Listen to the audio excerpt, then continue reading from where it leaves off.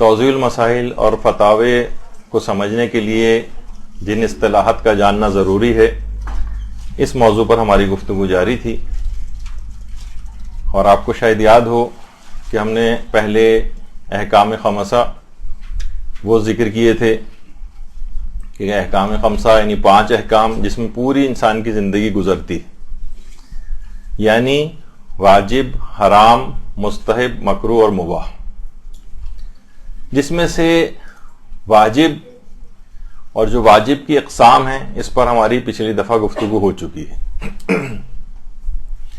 آج نمبر 2 حرام۔ یہ اصطلاح بہت استعمال ہوتی ہے۔ سب سے پہلے اس کی تعریف سمجھ لیں کہ حرام کی تعریف کیا ہے، یعنی وہ عمل کہ جس کو انجام نہ دینا ضروری ہو اور انجام دینے سے گناہ لازم آتا ہو، اور اگر کوئی شخص اس عمل کو انجام دے گا تو اس کو عذاب کا سامنا کرنا پڑے گا۔ اور ہمارے 5ویں امام محمد باقر علیہ الصلوۃ والسلام محمد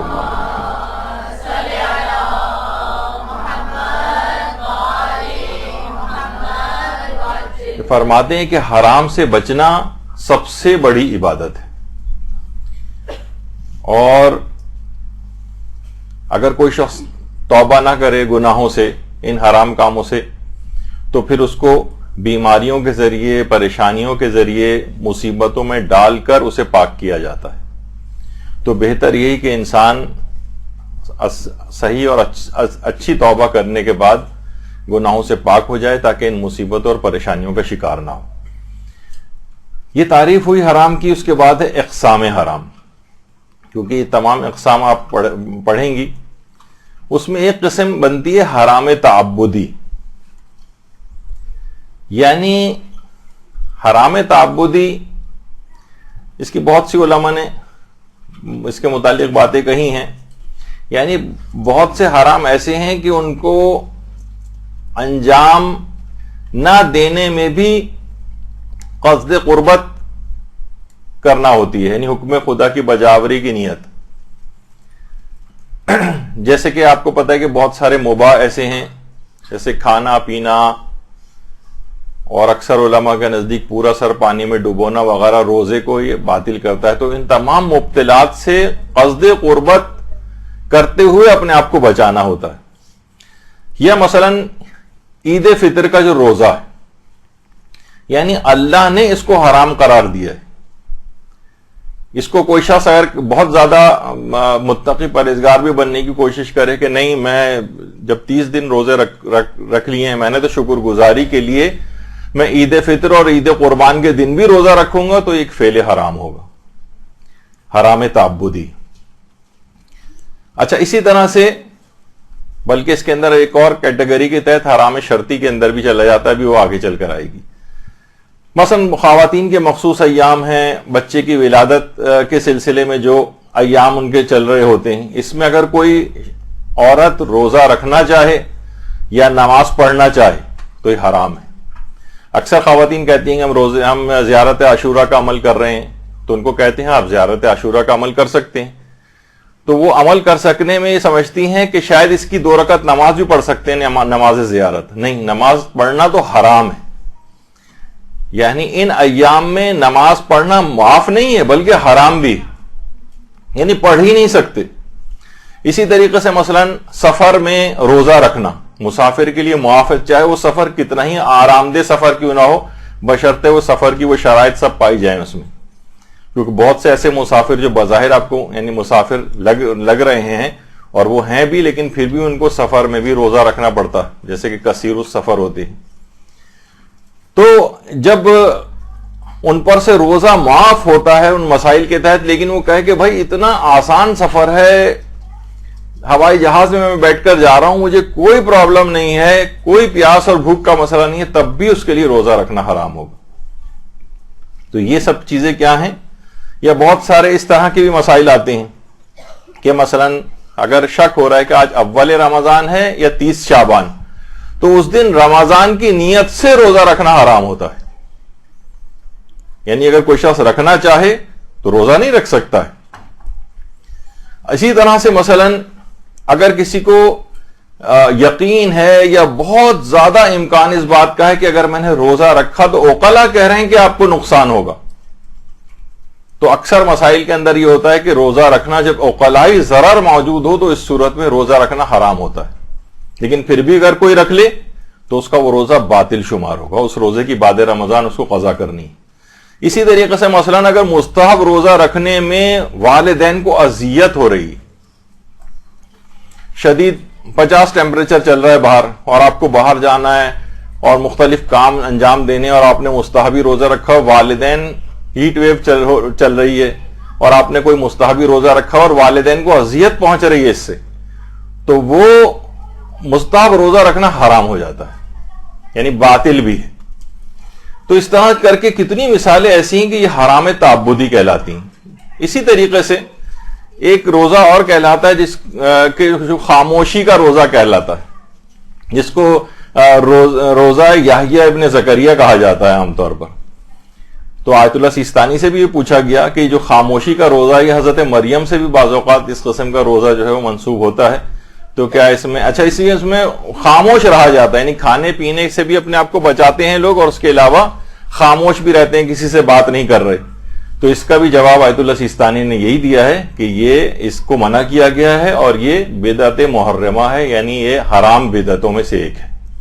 یعنی اگر کوئی شخص اس طرح سے، اور لوگ اکثر لے کر آتے ہیں کہ دیکھیے حضرت یحییٰ نے بھی تو رکھا تھا یا مثلا حضرت مریم نے بھی تو رکھا تھا، تو ان کی شریعت اب جو ہے لاگو نہیں ہے۔ اول تو یہ بھی ثابت کرنا مشکل ہے، لیکن اگر یہ بالفرض ثابت ہو بھی جائے تو بھی ان کی شریعت ہمیں پیغمبر اسلام کی شریعت کے اوپر عمل کرنا ہے، تو یہ بھی حرام روزہ یعنی حرام تعبدی ہے اور اس طرح کا کوئی بھی روزہ رکھنے کی اجازت نہیں ہے۔ اسی طریقے سے ایک صوم الوصال بھی کہلاتا ہے، یعنی دو روزوں کو آپس میں اس طرح سے ملا دینا کہ درمیان میں کوئی افطار نہ کیا جائے۔ یعنی یہ تو آپ کر سکتے ہیں کہ ہم افطار میں تاخیر کریں اور بغیر روزے کی نیت کے اور اگلا روزے تک کنٹینیو کر لیں، لیکن روز اس طرح سے اس کو آپس میں ملائیں کہ درمیان میں ہم اس کی بھی نیت کر لیں کہ یہ روزے ہی کی کنٹینیوشن ہے اور اگلا روزہ تک ہم اس کو ملا دیں دوسرے روزے کے ساتھ، اگلے دن کے روزے کے ساتھ، یہ تو خود ایک حرام کام ہے، اور آیت اللہ سیستانی نے بھی اس کو حرام قرار دیا ہے اور دیگر مراجع نے بھی اس طرح سے حرام قرار دیا ہے۔ یعنی یہ ایک ایسا مسئلہ ہے کہ یہ حرام تعبدی کہلاتا ہے، یعنی الگ سے شریعت کے اندر ان روزوں کا نام لے کے ان کو منع کیا گیا ہے، جس میں اکثر مثالیں میں نے آپ کو ابھی دی۔ اچھا، اس کے بعد ایک اور حرام کی قسم بنتی ہے، اس کو کہتے ہیں حرام شرطی۔ اچھا، بعض اوقات دیکھیے یہ بھی ہوتا ہے کہ بعض اوقات عمل حرام ہوتا ہے لیکن باطل نہیں ہوتا، اور کبھی جو ہے عمل بھی حرام ہوتا ہے، حرام بھی ہوتا ہے اور باطل بھی ہو جاتا ہے۔ دیکھیے کبھی عمل حرام ہے لیکن باطل نہیں ہے، یعنی کوئی کام آپ جو کر رہی ہیں ہو سکتا ہے کہ وہ حرام ہو لیکن وہ باطل نہ ہو۔ میں اس کی مثال دیتا ہوں، جیسے آیت اللہ بہجت کا صرف یہ نظریہ تھا کہ مثلا اگر کماری لڑکی بغیر باپ کی اجازت کے شادی کرے تو وہ کہتے تھے یہ فعل حرام ہے، لیکن نکاح باطل نہیں، نکاح ویلڈ ہے، یعنی ان کا یہ نظریہ تھا۔ میں دیگر مراجع کی بھی بات نہیں کر رہا بھی صرف کیونکہ مثال آئی ہے، تو یعنی اس کو کہا جائے گا کہ یہ حرام تعبدی تھا، حرام شرطی نہیں تھا۔ حرام شرطی میں گناہ کے ساتھ ساتھ عمل بھی باطل ہوتا ہے، یعنی آیت اللہ بہجت کے فتوے میں، لیکن دیگر جو مراجع ہیں جیسے آیت اللہ سیستانی وہ کہتے ہیں کہ نہیں، نکاح بھی باطل ہے اگر ہماری لڑکی بغیر باپ کی اجازت کے شادی کرے۔ تو اس طرح سے بہت ساری مثلا عید کے دن اگر کسی نے روزہ رکھ لیا تو یہ حرام شرطی ہے، نہ صرف یہ گناہگار ہے بلکہ عمل بھی باطل ہے۔ سفر میں مسافر نے روزہ رکھ لیا، حرام شرطی ہے، نہ صرف کہ حرام ہے بلکہ روزہ بھی باطل ہے اس کا۔ تو یہ دو اقسام ہوئی حرام کی۔ تیسری کہلاتی ہے جس کو حرام ذاتی کہتے ہیں، یعنی وہ عمل بذات خود ایک فعل حرام، جیسے شراب پینا یہ بذات خود حرام ہے، جیسے مثلا چوری کرنا یہ کام بذات خود حرام ہے، کسی پر ظلم کرنا یہ کام بذات خود حرام ہے، اسے کہتے ہیں حرام ذاتی، یعنی ذاتی طور پر وہ کام حرام ہو۔ اس کے مقابلے میں دوسری قسم ہے جسے کہتے ہیں حرام عرضی۔ حرام عرضی کیا ہوتا ہے؟ عین سے کہ جو کام خود حرام نہ ہو، کسی اور وجہ کی وجہ سے حرام ہو گیا ہو۔ لیکن یہ بھی ہوتا ہے کبھی، مثلا وہ کام حرام نہیں ہے لیکن ہم نے نظر، قسم یا عہد کر کے اس کام کو اپنے اوپر حرام کر لیا ہو، اس کی ایک الگ فقہی احکام ہے۔ مثلا اگر کوئی کہے کہ جناب میں نظر کرتا ہوں، میں قسم کھاتا ہوں یا میں عہد کرتا ہوں کہ مثلا میں سگریٹ نہیں پیوں گا، اور تو دیکھا جائے، اب میں اس میں نہیں جا رہا، بہت سی کنڈیشن میں سگریٹ پینا کچھ افراد کے لیے حرام بھی ہو سکتا ہے، یعنی وہ اتنی زیادہ تعداد میں پئیں کہ جس سے عقلاء کہیں کہ ہاں شدید ضرر واقع ہو رہا ہے۔ لیکن صراحت کے ساتھ اس وقت سگریٹ کے حرام ہونے کا جو فتویٰ ہے کچھ آیت اللہ ناصر مکارم شیرازی کا، اس کے علاوہ کسی نے بہت صراحت کے ساتھ سگریٹ کو حرام نہیں قرار دیا، شرطیں ورتیں لگائی ہیں، وہ اگر پوری ہوں تو حرام ہوتی۔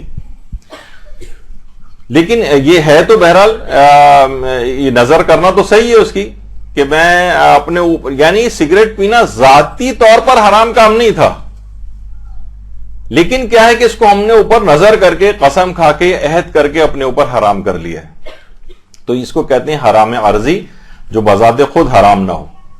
اچھا، خود بعض اوقات یہ بھی ہوتا ہے کہ کام ذاتی طور پر حرام نہیں ہوتا لیکن کسی اور وجہ سے حرام ہوتا ہے، جیسے بنی اسرائیل کو سزا کے طور پر بہت سی جائز چیزیں ان پر حرام قرار دے دی گئی تھی۔ مریض کے لیے آپ کو پتہ ہے کہ کتنے سارے کام جو کہ عمومی ایک عام شخص کے لیے جائز ہوتے ہیں، مریض کے لیے حرام ہو جاتے ہیں۔ تو بہت سارے اس طرح کے ہیں، یا انتظامی احکام آ جاتے ہیں کبھی کبھار،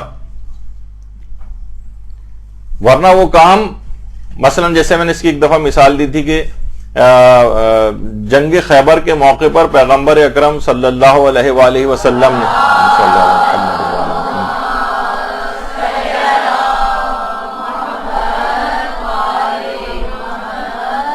گدھے کے گوشت کو حرام قرار دیا تھا۔ اب گدھے کا گوشت کھانا حرام ذاتی نہیں ہے، حرام عرضی تھا، یعنی کچھ مخصوص حالات میں، کہ جبکہ وہ میں نے بتایا تھا کہ اسلحے کی ترسیل کے لیے اس جانور کو استعمال کیا جاتا تھا، اگر لوگ اس کو بھی کاٹ کر اگر کھا جاتے تو کیا ہوتا کہ بہرحال مسلمانوں کے لیے جنگ ہارنے کا ایک مسئلہ پیدا ہو جاتا، تو ایک عارضی حکم تھا۔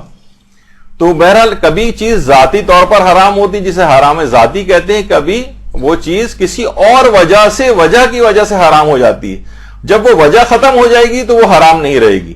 جیسے جب وہ جنگ خیبر ختم ہو گئی اور یہ والا مسئلہ ختم ہو گیا تو گدھے کی گوشت کی حلیت کا مسئلہ دوبارہ واپس آ گیا کہ وہ حلال ہے۔ اچھا، حلال سے مراد بالکل گائے، بھینس، بھیڑ، بکری کی طرح سے حلال نہیں، وہ بھی آگے چل کر آئے گا کہ وہ مکروہ کے عنوان میں آتا ہے۔ تو ایک ہو گیا حرام عرضی۔ اچھا، اسی طرح سے ایک چیز ہوتی ہے جسے کہتے ہیں حرام شرعی، یعنی وہ عمل کسی شرعی دلیل کی بنا پر حرام ہے۔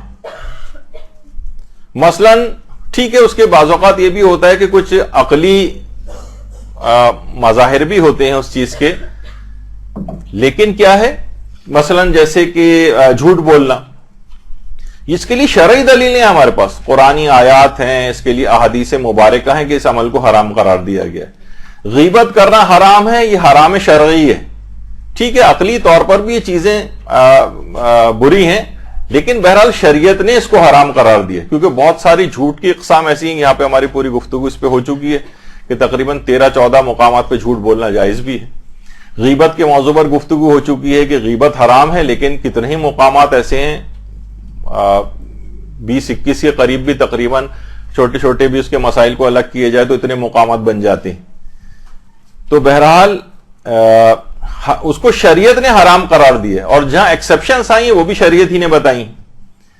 تو غیبت ہے جیسے، تو یہ ہے، اس کو کہتے ہیں کہ حرام شرعی، یعنی شرعی طور پر اسلام نے اس کو حرام قرار دیا۔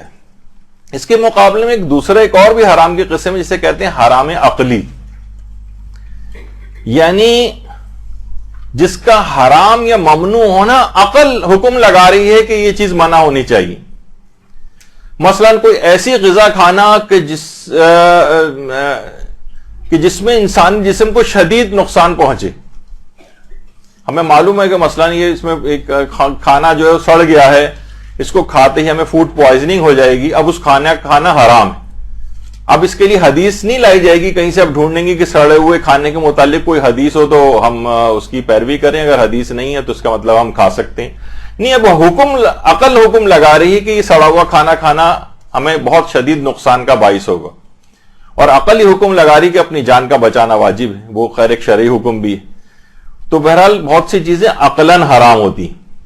اب مثلاً کوئی شخص ہے, آپ کو پتا ہے کہ دل کی بیماریوں کی بہت سارے سٹیجز ہوتے ہیں. شروع میں چلنے پھرنے میں سانس اس کا جو ہے وہ پھول رہا ہوتا ہے, یعنی کچھ بلاکیج اندر ہوتی ہے. کبھی جو ہے وہ معمولی سے چلنے میں بھی بلاک ہو رہا ہوتا ہے, کبھی انتہائی کم موومنٹ پہ بھی اس کا سانس پھول رہا ہوتا ہے کہ بس اب اتنی بلاکیج ہو گئی ہے کہ اب تھوڑی سی بھی اور بلاکیج اس کے اندر آئی دل کی شریانوں کے اندر تو اس کو دل کا دورہ پڑ جائے گا, اور اس کے بعد جناب اس کو بائی پاس وغیرہ کے مرحلے سے گزرنا پڑے گا.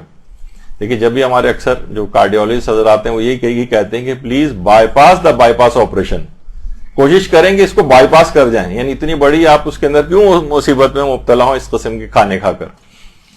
تو اب عقل کہہ رہی ہے آپ سے کہ بھائی جب اتنی آپ کے ڈاکٹروں نے بھی کہا ہوا ہے, اتنی بلاکیج آئی ہوئی ہے, ڈاکٹروں نے کہا ہے کہ آپ بالکل آپ چکنائی بند کر دیں ورنہ مکمل بلاک ہو جائیں گی نالیاں اور دل کا دورہ پڑ جائے گا. اب عقل اس کا حکم لگا رہی ہے کہ آپ کو ایسے کھانے نہیں کھانے چاہیے. اب آپ کہیں کہ جناب حدیث دکھائیے مجھے کہ نلی نہاری کھانا مثلاً یا مغز نہاری کھانا حرام ہے, حدیث نہ ملے تو میرے لیے جائز ہے. نہیں, ہاں عقل حکم لگا رہی ہے, اسے کہتے ہیں حرام عقلی. اچھا, اب حدیث کے اندر بھی آیا کہ اور یہ ایک اصول کے طور پر بھی الگ سے بات ہے, کلما حکم بہ العقل حکم بہ الشرع وکلما حکم بہ الشرع حکم بہ العقل. یعنی جس چیز کا حکم عقل لگاتی ہے بعینہ ہی اس چیز کا حکم شریعت لگاتی ہے, اور جس چیز کا حکم شریعت لگاتی ہے اسی کا حکم عقل بھی لگاتی. جیسے میں نے مثال دی تھی ہمارے مدرسے کے سرپرست اعلیٰ حجت الاسلام والمسلمین مولانا غلام علی وزیری صاحب قبلہ, پروردگار ان کی صحت کو طولانی کرے, صحت کاملہ عاجلہ نصیب فرمائے ان کو. تو وہ سگریٹ جب ڈاکٹر نے ان کو کہا کہ جناب یہ اب آپ کے لیے اس کو پینا صحیح نہیں ہے, آپ کی صحت بہت زیادہ خراب ہو رہی ہے, اس سے بائی پاس بھی ان کا ہونے والا تھا, بس اسی وقت سے مولانا نے جو سگریٹ کو یعنی اپنے اوپر جو پابندی لگائی تو اس کے بعد سے ایک سگریٹ بھی کبھی نہیں پی. اس طرح کے نہیں کہ بہت سے لوگ اس طرح سے, مرحوم شہید سبت جعفر زیدی کہتے تھے کہ سگریٹ چھوڑنا کون سی مشکل بات ہے, ہمارے والد صاحب 20 دفعہ سگریٹ چھوڑ چکے ہیں. تو بعض اوقات جو ہے نا لوگ شروع کرتے ہیں پھر چھوڑتے ہیں, شروع کرتے ہیں پھر چھوڑتے ہیں, لیکن مولانا نے بالکل اس کے بعد ہاتھ نہیں لگایا سگریٹ, کیونکہ عقلی طور پر اس کے حرمت کا ایک حکم ایک لحاظ سے آ گیا تھا. اور ہماری ایک اصول بھی ایک پایا جاتا ہے کہ اشیاء کا حسن و قبح عقلی ہوتا ہے, یعنی کوئی چیز بذات خود اس کے اندر کوئی ایسی جو چیز اسلام نے کہی ہیں اس کے اندر کہ اس کام کو کرو, اس کے اندر عقلی بھی کوئی نہ کوئی فائدہ ہے, اور جس کو منع کیا ہے کوئی نہ کوئی عقلی نقصان اس کے اندر موجود ہے.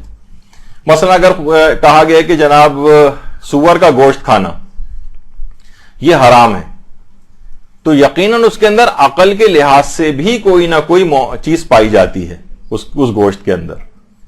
شراب کے اندر یقیناً شریعت نے حرام قرار دیا, لیکن عقلی بھی طور پر کوئی نہ کوئی ایسی چیز اس کے اندر موجود ہے کہ شراب کو حرام قرار دیا گیا ہے. تو بہت ساری دیکھی چیزیں اس طرح کی ہیں کہ جس میں انسان کو اس کا خیال کرنا چاہیے کہ یہ حکم عقلی ہے, شرعی ہے. بعض اوقات حکم شرعی نہیں ہوتا, یعنی باقاعدہ طور پر حدیثوں کے اندر اس کا تذکرہ نہیں ہوتا, لیکن عقل اس کا حکم لگاتی. تو یہ ہو گیا حرام عقلی. اس کے بعد ایک قسم ہے جسے کہتے ہیں حرام نفسی, یعنی جس حرام کا تعلق خود اس عمل سے ہو. جیسے ابھی مثال دی تھی اس سے پہلے بھی, مثلاً کسی دوسرے کو مثلاً مارنا پیٹنا, جسے جو حرام ذاتی ہے اسی کو حرام نفسی بھی کہتے ہیں. بعض اوقات الگ الگ بھی ہم ان کو بیان کر دیتے ہیں تاکہ الگ اصطلاح کے طور سے بھی آپ کو واقفیت ہو جائے. مثلاً کسی کو مارنا پیٹنا یہ حرام نفسی ہے, شراب پینا حرام نفسی ہے, مومن کو قتل کرنا حرام نفسی ہے. یعنی جو حرام ذاتی طور پر یہ چیزیں حرام. اچھا حرام غیری اس کے مقابلے میں ہوتا ہے, یعنی کسی حرام کا مقدمہ فراہم کرنا, یہ بھی حرام ہے. مثلا بہت زیادہ غم و غصہ پایا جاتا ہے, دو لوگ آپس میں لڑ جھگڑ رہے ہیں اور آپ نے قتل کے لیے مثلا کسی کے ہاتھ میں چھری پکڑا دی. آپ دیکھا جائے آپ کہیں گے کس جگہ پہ کہ بھئی چھری پکڑانا کسی کو حرام ہے. مثلا سبزی کاٹنے کے لیے چھری پکڑائی جا سکتی ہے, گوشت کاٹنے کے لیے پکڑائی جا سکتی ہے. ہم نے اس کے ہاتھ میں صرف چھری پکڑوائی ہے اس کو.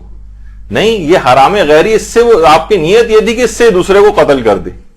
جس طریقے سے کہا جاتا ہے کہ مثلا انگور ہوتے ہیں, اب کوئی شخص انگوروں کو اس طرح سے اپنے پاس انتظام اس کے لیے کر رہا ہے تاکہ, اور لوگوں کو بیچ رہا ہے تاکہ وہ اس سے شراب بنا کر بیچیں, تو یہ حرام غیری. خود انگور بیچنا حرام نہیں تھا, آپ نے شراب بنانے کے لیے انگور کو بیچا ہے, اس کو کہتے ہیں حرام غیری. یعنی کسی حرام کا مقدمہ کسی کو فراہم کرنا. اچھا اب دیکھا جائے تو کسی دوسرے شخص کا لباس پہن کر آپ نماز پڑھ رہی ہیں اس کی اجازت کے بغیر, گھروں میں بھی بعض اوقات ہوتا ہے. مثلا بہنیں آپس میں اس نے پابندی لگائی ہوئی کہ نہیں تم میرا لباس نہیں پہنو گی, لیکن آپ نے کہا نہیں سب چلتا ہے, آپ نے اس کا لباس پہن کر جانتے بوجھتے نماز اگر پڑھی تو آپ کی نماز باطل ہو سکتی ہے, کیونکہ آپ نے ایک لحاظ سے غصبی طور پر پہنا ہے. یا مثلا غصبی گھر میں نماز, جیسے میں نے پچھلی دفعہ بھی کہا تھا کہ ابھی اس کا پورا نہیں ہوا تھا, ٹیننسی ایگریمنٹ میں بھی کئی مہینے باقی تھے, لیکن ہم نے اپنے کرایہ دار کو زور زبردستی سے نکلوا کے باہر پھینکوا دیا اس کا سامان, اور اپنے ہی گھر کے اندر نماز پڑھ رہے ہیں. تو یہ بھی آئی تھی بات اس وقت بھی کہ نہیں اپنے ہی گھر کیوں نہ ہو, کیونکہ آپ نے اس سے معاہدے کی خلاف ورزی کی ہے, تو آپ کے لیے وہاں پر نماز, ابھی آپ کے لیے اپنا ہی گھر غصبی بن گیا. تو بعض اوقات کچھ چیزوں میں حرام کے مقدمات ہوتے ہیں, وہ فراہم کرنا بھی حرام ہوتا ہے. البتہ کچھ چیزیں مشترکات ہیں, وہ پیور, یعنی عام طور پر اگر کوئی شخص انگور کی دکان ہے اس کی اور کوئی شخص خرید کے لے جائے اور اس سے خود شراب بنا لے, اس سے شراب بھی بن سکتی ہے اور کوئی انگور کھانے کے لیے بھی لے جا سکتا ہے. مثلا کسی کی سی ڈیز کی دکان ہے, اب تو خیر ختم ہو گئی ہیں چیزیں بھی, یہ آلات مشترکہ کہلاتے ہیں. اس میں جا کے ہو سکتا ہے کہ وہ نوحے بھرے, اور ہو سکتا ہے کہ اس سے جو ہے وہ کوئی اس میں گانے بھر کے سنے اس میں. تو اس میں ان کی خرید و فروخت, اس میں آپ یہ نہیں کہا جائے گا کہ آپ حرام میں مقدمہ بن رہے ہیں.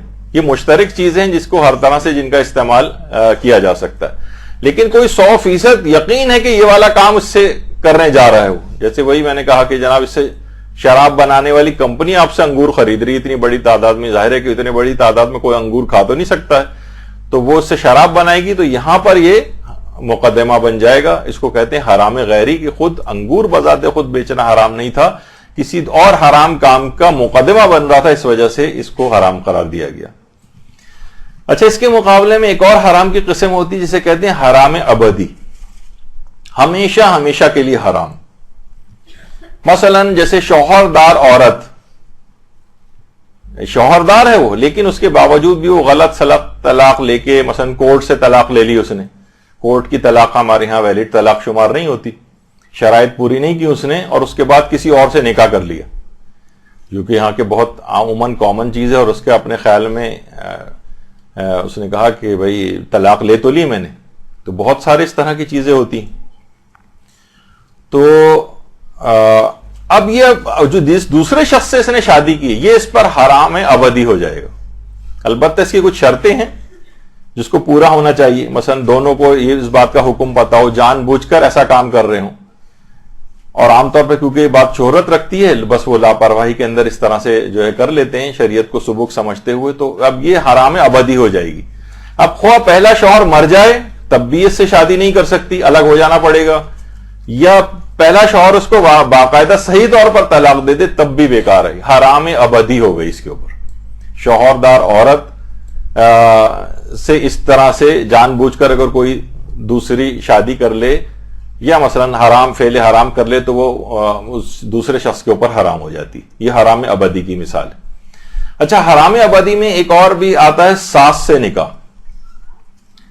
مثلا اپنی بیوی کو اس نے طلاق دے دی, یا مثلا بیوی کا انتقال ہو گیا, اب جو اس کی ساس ہے یہ قیامت تک کے لیے, یعنی ادھر صیغہ نکاح ختم ہوا اور مرد کے لیے اس کی ساس قیامت تک کے لیے اس پر حرام ہو جاتی, شادی اب اس سے کبھی بھی نہیں کر سکتا.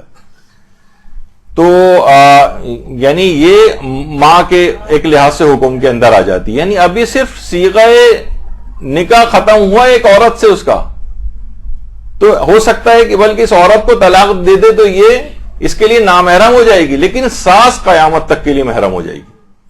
اس سے کبھی نکاح نہیں کر سکتا, ابد الآباد تک نکاح نہیں کر سکتا, کچھ بھی ہو جائے اس سے نکاح نہیں ہو سکتا.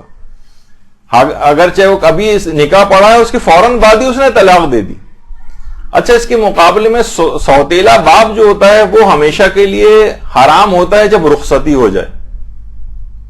اگر رخصتی ہو گئی ہے, ازدواجی تعلق وغیرہ قائم ہو گئے, تو اس کے بعد سوتیلا باپ حرام ہوتا ہے. لیکن اگر جو ہے وہ مثلا طلاق ہو گئی اس کو اور ابھی رخصتی نہیں ہوئی تھی, تو سوتیلے باپ پر یعنی جو بس اب میرا خیال ہے اس کی طرف میں فی الحال نہیں جا رہا ہوں, ساس سے نکاح کی حد تک ابھی تک رہی. تو ساس سے نکاح یہ اس کو حرام ابدی کی مثال جو بہت اچھی اس میں دی جاتی ہے کہ ہر صورت میں یہ نکاح صحیح نہیں ہے, حرام ابدی ہو گیا. اچھا, اسی طرح سے نہیں, ہاں ایک ہوتا ہے حرام غیر ابدی.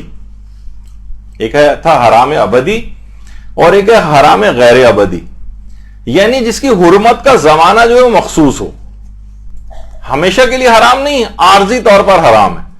مثلا سالی سے نکاح, یہ حرام غیر ابدی. جب تک یہ عورت اس کے نکاح میں موجود ہے, اس کی اپنی بیوی, یہ اپنی سالی سے نکاح نہیں کر سکتا. جب تک یہ عورت زندہ ہے اور طلاق نہیں دی ہے اس نے, یا اس عورت کا انتقال نہیں ہوا ہے, حتیٰ کہ بیوی انتقال کر گئی ہے لیکن ابھی عدہ وفات چل رہا ہے, تب بھی اپنی سالی سے نکاح نہیں کر سکتا. بیوی کو اس نے اپنی طلاق دے دی ہے اور عدہ طلاق چل رہا ہے, تب بھی اپنی سالی سے نکاح نہیں کر سکتا. اچھا, جو بیوی کی جو بہن ہے, اس کے لیے یہ نہیں کہ حقیقی بہن ہو, مثلا رضائی بہن ہے تب بھی نہیں ہو سکتی. یعنی اس کے اندر بڑی پابندیاں ہیں. ہو سکتا ہے کہ یہ چاہے ایک ہی شہر کے اندر ہو یا الگ الگ ملکوں میں, الگ الگ بر اعظموں میں ہو, تب بھی نہیں ہو سکتی. یعنی اتنی زیادہ. لیکن کیا ہے, یہ حرام غیر ابدی. ادھر مثلا بیوی کا انتقال ہو اور اس کا عدہ وفات ختم ہو, تو یہ حرمت کا جو حکم ہے یہ غیر ابدی تھا, اب یہ اپنی سالی سے نکاح کر سکتا ہے. یا بیوی کو طلاق دے دی اس نے, طلاق کے بعد عدت گزر جائے, اب اپنی سالی سے نکاح کر سکتا ہے. یہ حرام غیر ابدی کی مثال ہے. ساس سے لیکن ہمیشہ کے لیے حرمت کا حکم تھا, وہ حرام ابدی کی مثال تھی.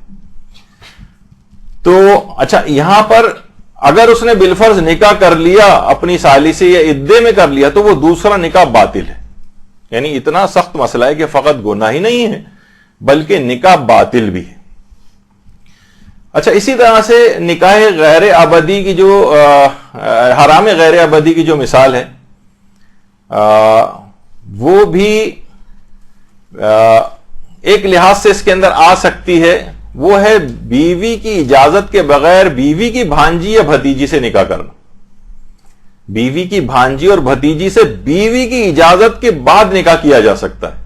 یعنی اگر وہ اجازت دے دے, اگر وہ اجازت نہ دے یا اس کے لا علمی میں اس نے کر لیا, بیوی کو اطلاع ہی نہیں دی, اور بعد میں نکاح کرنے کے بعد جا کے بتایا اس نے کہ تمہاری بھانجی یا بھتیجی سے بھی میں نے نکاح کر لیا ہے, اور بیوی اس کو اجازت نہ دے, تو پھر وہ دوسرا نکاح غلط ہو جائے گا.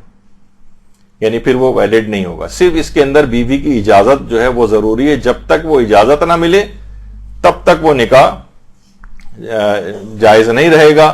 ایک لحاظ سے یہ ہمیشہ کے لیے حرام نہیں تھا, بلکہ صرف اس کی اجازت کے موقع تک کے لیے اس کی حرمت کا حکم تھا. یعنی اگر وہ اجازت نہ دے تب حرام ہوگا. تو اس طرح سے ہوتی ہیں چیزیں کہ حرام ابدی اور حرام غیر ابدی. اس کے مقابلے میں حرام کی ایک اور قسم بھی آتی ہے, اگرچہ کہ کوئی شرعی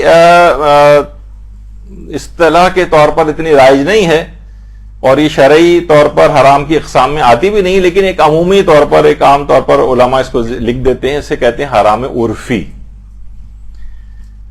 دیکھیے, بعض اوقات یہ ہوتا ہے کہ کچھ جو واقعتاً شریعت کے اندر حرام ہے, لوگ اس کو حرام نہیں سمجھ رہے ہوتے اتنا, یا ویسی اتنی شدت کے قائل نہیں ہوتے. بہت سے گناہ عرفی ہوتے ہیں, یعنی شریعت نے حرام نہیں قرار دیا لیکن لوگوں کے نزدیک تقریباً حرام تک ہے. بہت سی اس کی مثالیں ہیں. بلکہ یہاں تک علماء کہتے ہیں کہ بہت سے تو عرفی گناہ ایسے جو حقیقتاً گناہ ہی نہیں ہیں، لیکن لوگ اسے اللہ کے عائد کردہ گناہ کبیرہ سے بھی بڑا سمجھتے ہیں. جیسے میں نے اس دفعہ پہلے ایک مثال دی تھی، آغا محسن قراتی جو ہے وہ فرماتے ہیں کہ لوگ اللہ کی جھوٹی قسم کھا لیں گے، لیکن کہیں گے حضرت عباس کی جھوٹی قسم کھاؤ، کہیں گے نہیں بھائی ان کی میں جھوٹی قسم نہیں کھا سکتا. حالانکہ وہ اللہ کے عبد صالح ہیں اور اللہ کی مخلوق ہیں، ٹھیک ہے، ان کا بہت اعلیٰ ترین مقام اور مرتبہ ہے، وہ اپنی جگہ پر ہے، لیکن اللہ کے مقابلے میں تو ظاہر مخلوق ہے. تو اللہ کی جھوٹی قسم کھا لے گا لیکن حضرت عباس کی نہیں کھائے گا. بہت سی یعنی عوامی عرفی طور پر چیزیں ہیں. یا بہت سی چیزیں ایسی ہیں جیسے زید ابن حارثہ کا جو واقعہ ہے، یعنی واحد وہ شخص جو صحابی کی جن کا نام قرآن کے اندر آیا ہے وہ زید ابن حارث کا نام آیا ہے، یعنی صرف زید لفظ آیا ہے اس میں. لے پالک بیٹے تھے، ایڈاپٹ کیا تھا پیغمبر نے، اور جب طلاق دیتی تھی زید نے اپنی بیوی کو تو پیغمبر نے ان کی زوجہ سے شادی کر لی تھی. اچھا اب کیا ہوا کہ لوگوں کے اندر تو ایک طوفان مچ گیا کہ پیغمبر نے اپنی بہو سے شادی کر لی. حالانکہ لے پالک کوئی سگا رشتہ دار تو نہیں ہوتا ہے، لیکن اس زمانے میں یہاں تک ہو گیا تھا اور پیغمبر نے اس کو اپنی سیرت کے ذریعے اس چیز کو توڑا ہے کہ اس زمانے میں جو لے پالک اور ایڈاپٹڈ چائلڈ ہوتے تھے وہ میراث تک کے اندر حصہ پانے لگے تھے. تو پیغمبر کے لیے اتنا ہی ایک اسٹرانگ ایک سیرت کا ایک پہلو سامنے رکھنا تھا تاکہ ہمیشہ کے لیے اس چیز کا خاتمہ ہو جائے. جب بھی ہمارے ہاں کے جو ایڈاپٹ کر لیتے ہیں تو وہ حتیٰ کہ وہ جو جس نے ایڈاپٹ کیا ہے وہ شخص اس کے باپ کا نام ہٹا کے اپنا نام نہیں رکھوا سکتا اس کا، یعنی وہی اس کا اصلی باپ کا نام ہی رکھا جائے گا. میراث میں بھی کوئی حصہ نہیں ملے گا سوائے اس کے کہ اپنی زندگی میں ہی کچھ چیزیں اس کو ہبہ کر دے تو الگ ہے، لیکن مرنے کے بعد میراث میں سے جو ایڈاپٹ جس کو کیا جاتا ہے اس کا کوئی حصہ نہیں ہوتا. تو پیغمبر اچھا تو یہ کیا تھا؟ عرفی حرام تھا، شرعاً حرام نہیں تھا. اور لے پالک کی جو بیوی سے شادی ایسی جیسے کسی نے اپنی بہو سے شادی کر لی ہو. تو یہ اس طرح کی بہت ساری چیزیں ہوتی ہیں، لیکن پیغمبر نے بہرحال اس چیز کو اپنی سیرت کے ذریعے ختم کیا. اس کو کہتے ہیں حرام عرفی.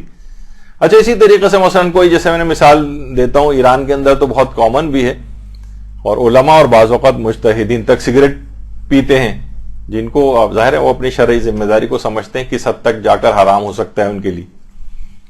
لیکن یہاں پر اگر کسی کو پیتے دیکھ لیں، کوئی تصویر ہی آ جائے کہ مثلا کوئی مجتہد یا مرجع بیٹا سگریٹ پی رہا ہو تو لوگ سوچتے ہیں وہ جیسے بہت بڑا حرام اس نے کام کر لیا.